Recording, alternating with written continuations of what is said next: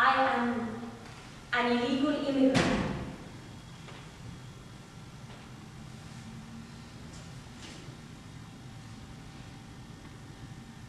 I am a clandestine migrant. I am irregular. Undocumented. Paperless. Unauthorized. Non-legitimate. Informal. I am irregularly formed. An endogenous, undocumented migrant. Ah, endogenous. I'm exogenous. Semi-compliant. I'm non-compliant. An immigration offender. Unlawfully present. Undermining the integrity of the immigration system. I am putting community cohesion at risk. While at the same time, contributing to Britain's rich cultural diversity. I am working in violation of some. Or all of the employment restrictions attached to my immigration status. But then, after 6 months, they told me, I'm sorry, but all of your appeal rights have been dismissed. that was a very low point. And then from 96 to 2006, I had to report to the authorities every month. For 10 years without missing a single day. I swear to my God, from 82 kilograms, I became 60 something because of the stress. I was working as a storeman, a full-time job, paying taxes and national insurance, and every month I had to tell my friends and colleagues, today I'm going to report. I don't know what's going to happen. I might not come back. Finally, you know what they did to me? In 2006, they started harassing me. I went to report, and 3 people were there. The way they interviewed me, it was barbaric. They themselves were immigrants. Look, all that stuff that happened to you was 10 years ago. You can go back home now. Nothing will happen to you.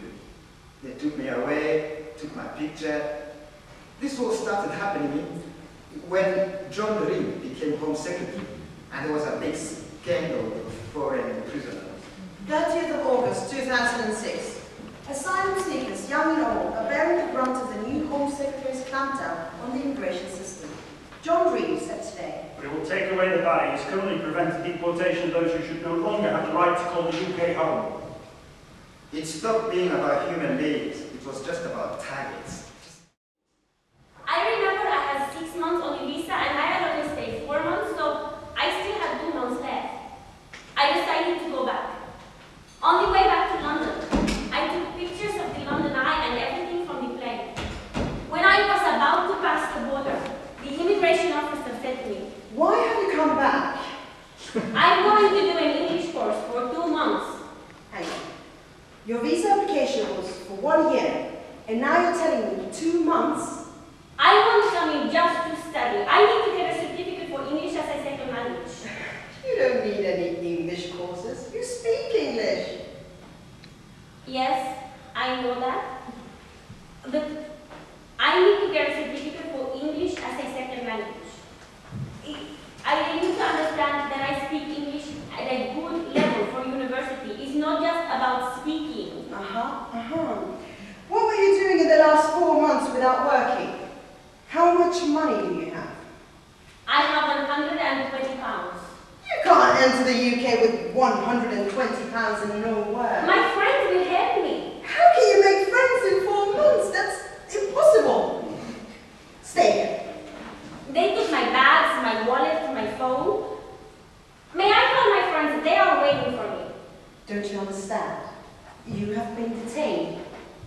And then it was like CSI or something. Okay, we have to take a picture. And I was like smiling, you know? Don't smile. But whenever someone takes my picture, I smile. Don't smile. I'm not joking. And then they took my fingerprints, one by one. And they made me sign the paper. And when I left the room, 13 hours later, when the plane was ready, the officer said to me, When are you coming back from India? Is this a joke? Am I able to come back? Your problem was you didn't have enough money to stay in this country. Yeah, things don't matter really. We could have met you in only £120, because that would mean you were a possible illegal immigrant. Once you have enough money, you're welcome to come back. Oh. How kind. Thank you. The most difficult thing about my life is feeling humiliated in front of others. People who have documents, they see us as something weird, less than them. My hope for the future is to get papers. Papers, papers, papers! Sincerely, my life will change. My mental state will change.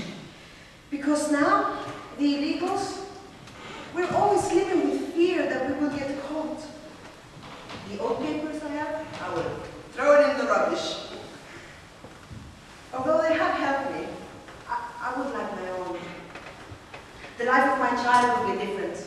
I could relax and work without fear. If things changed in Ecuador, I would like to go back. But at the moment, I would like to see my child grow up here, in this environment, and have different aspirations to study and become a professional. And if we would like to use his skills back in Ecuador, I would really love that. You, the British and European people, see us, the Latins, as something bad.